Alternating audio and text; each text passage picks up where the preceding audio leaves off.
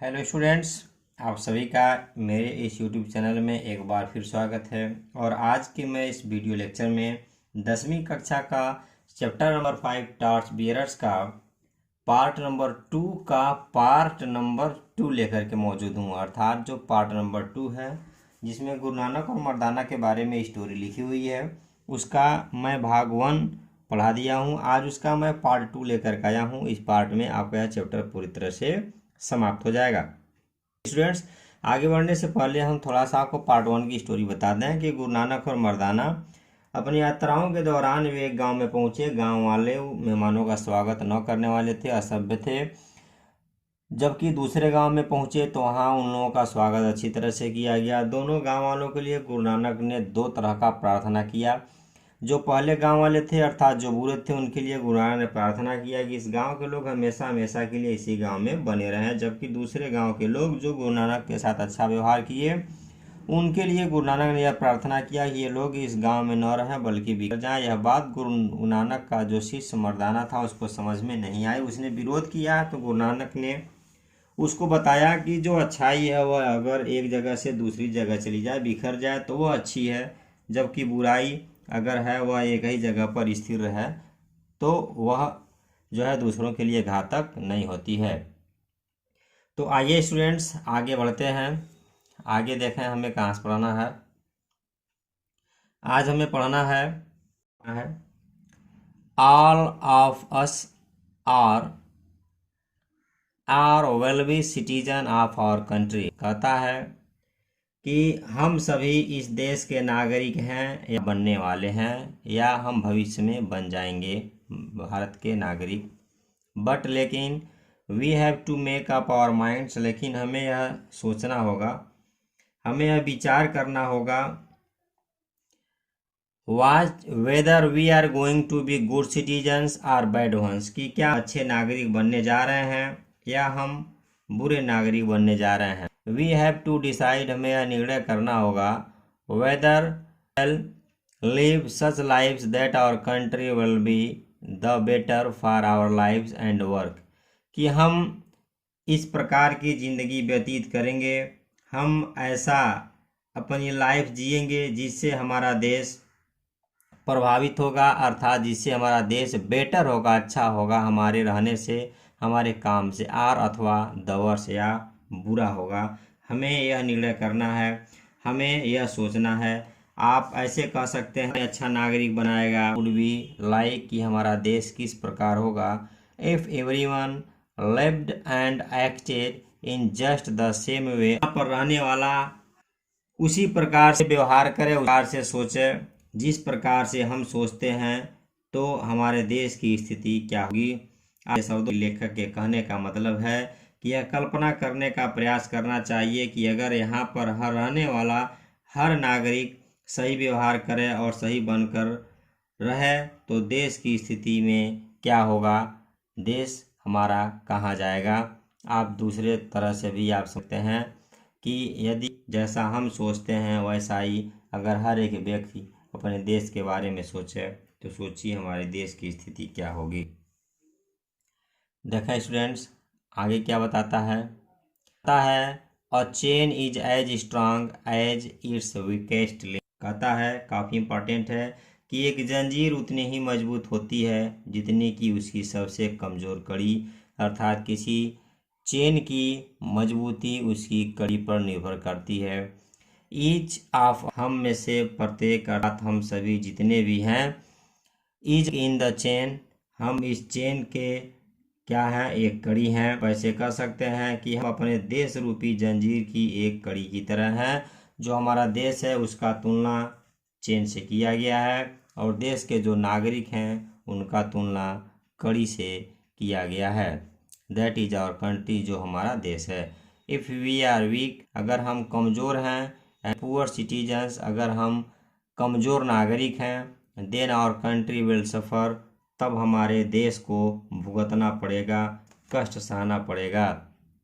आगे बताता है even though we may try to comfort our self with the false idea, यहाँ तक कि हम अपने आप को झूठे विचारों से कितना हूँ सांत्वना दे सकते हैं, झूठे बातों से हम अपने आप को कितना सांत्वना दे सकते हैं, इसका कोई फर्क नहीं पड़ता है। आगे लिखा है it does not make any difference, तो इससे कोई फर्क पड़ने वाला नहीं है। What one person does in such a large country, एक कितने बड़े देश में एक अकेला नागरिक क्या कर सकता है।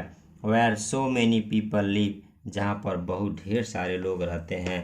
अर्थात कह रहा है हम अपने आप को झूठी सांत्वना दे सकते हैं कि इतने बड़े देश में जहाँ इतने सारे लोग रहते हैं, किसी एक के कार्य का देश पर क्या असर पड़ सकता है।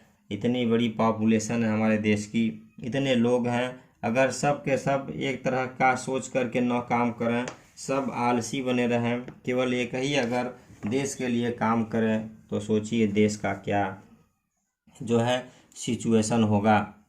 तो यह चीज़ हमें यहाँ लेखक बताता है। आगे देखिए क्या कहता है। लेखक कहता है कि बट लेकिन if one candle goes out मतलब बुझना, बताता है कि लेकिन अगर कहीं पर एक मोमबत्ती अगर बुझ जाती है, अगर कहीं जो एक मोमबत्ती रखी हुई है अगर वह बुझ जाएगी तो क्या होगा।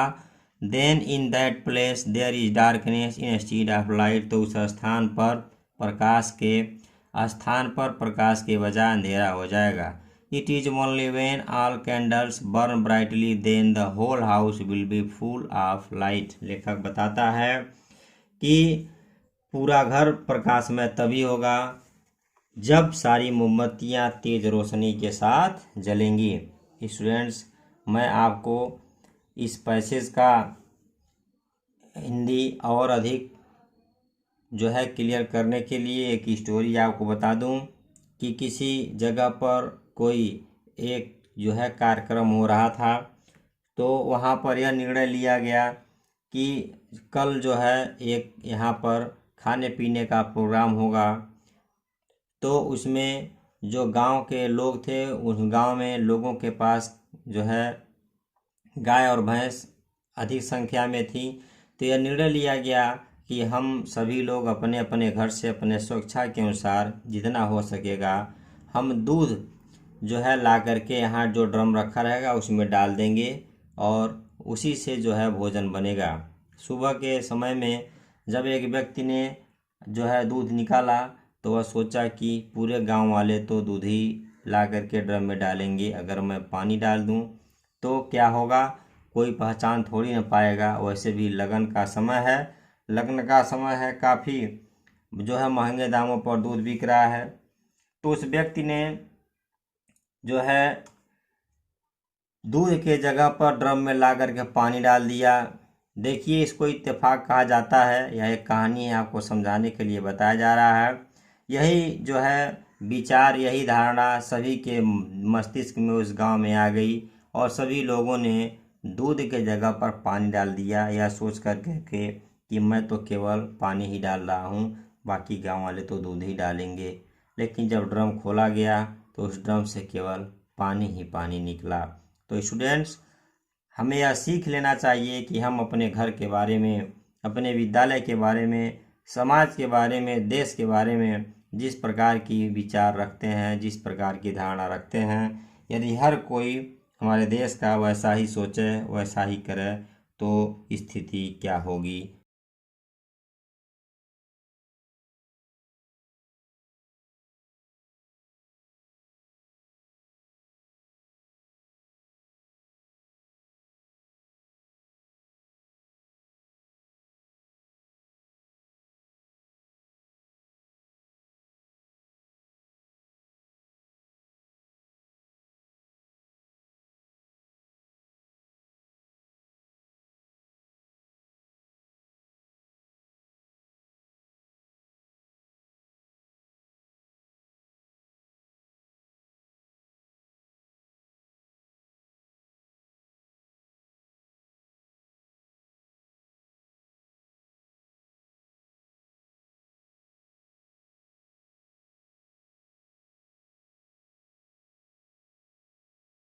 Each of us therefore has the responsibility. Responsibility का मतलब यहाँ जिम्मेदारी होगा।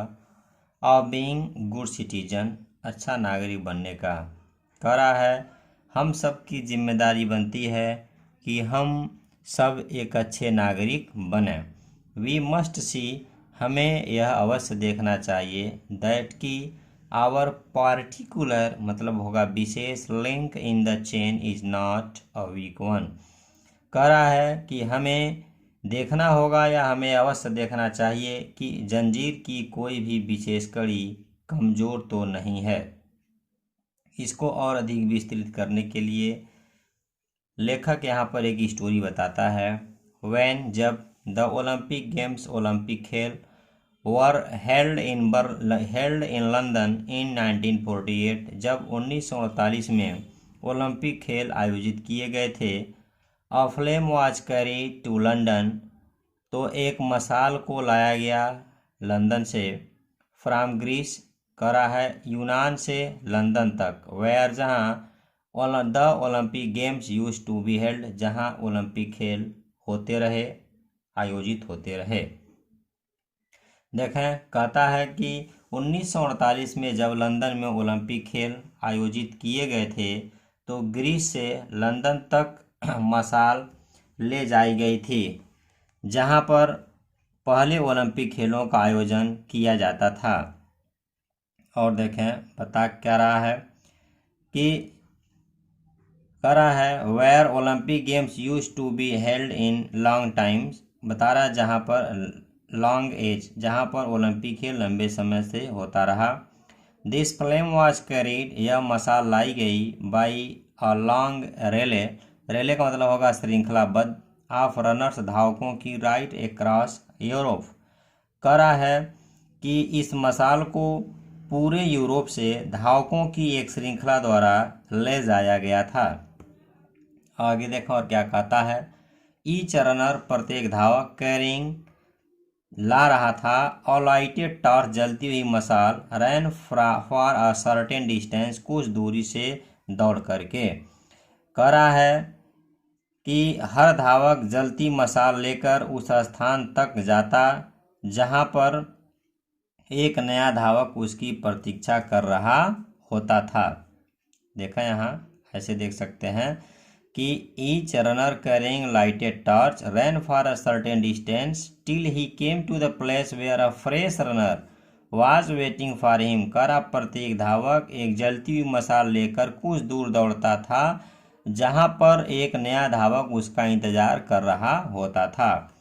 द न्यू रनर, नया धावक, देन तब, लिट मतलब होता है जलाना, हिज टॉर्च, अपने मशाल को, दैट टॉर्च, फ्रॉम से, द वन, उससे, that had been carried to him, जो उसके पास लाया हुआ रहता था।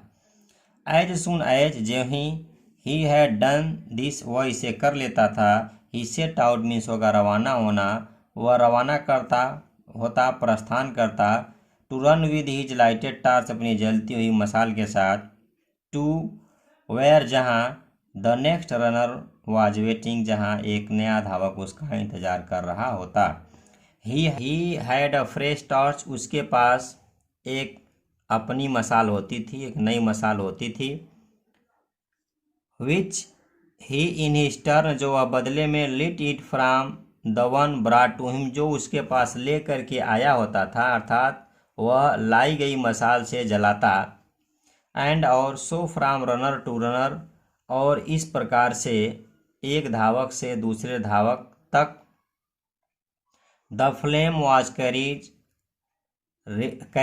टिल इट रीच लंदन, इस मशाल को लंदन तक पहुंचा दिया गया। From the last torch was lit the fire which burn all the time the games were going on.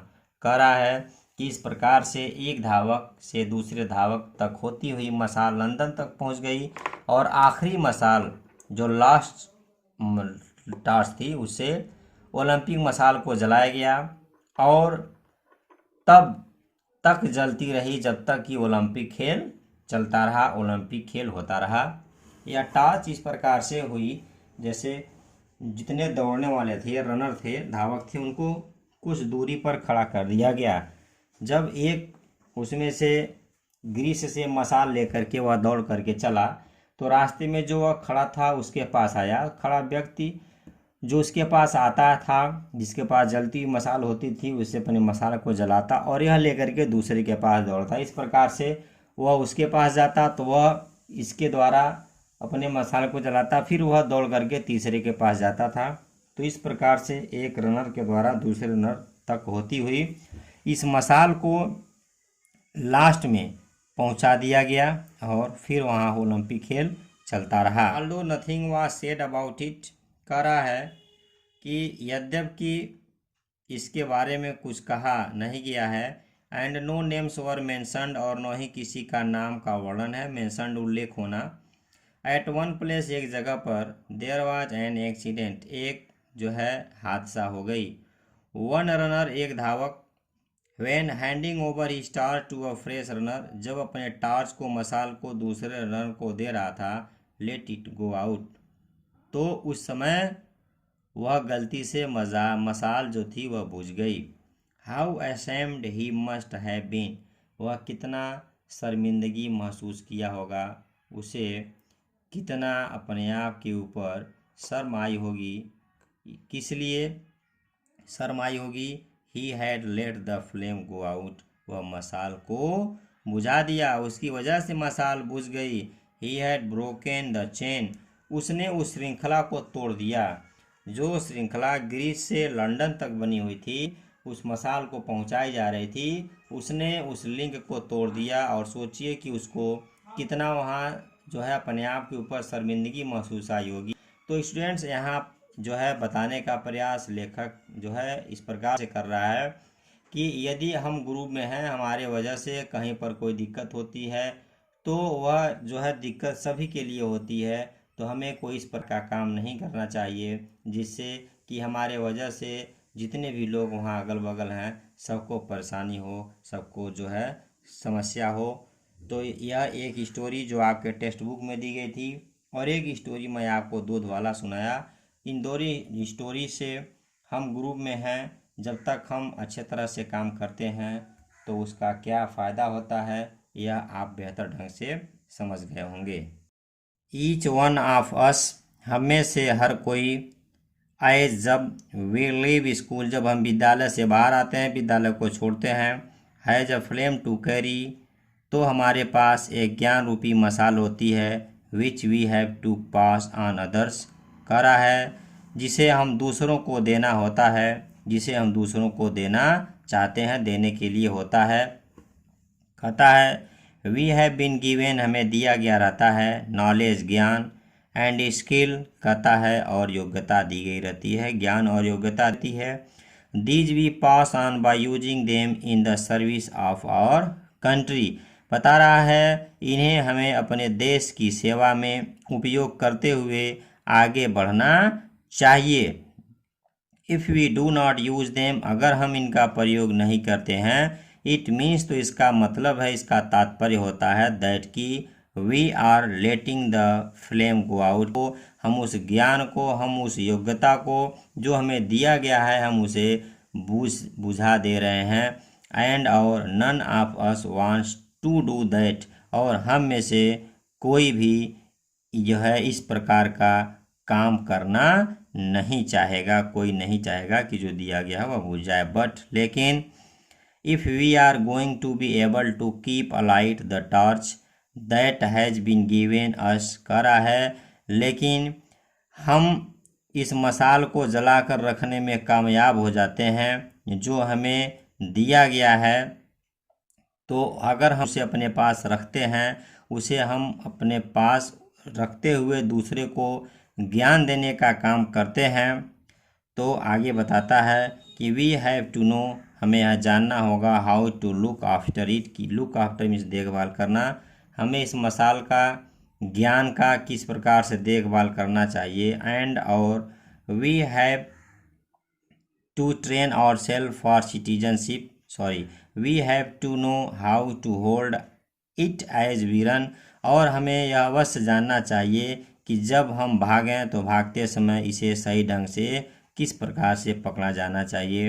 In other words, दूसरे शब्दों में, we have to train our self for citizenship.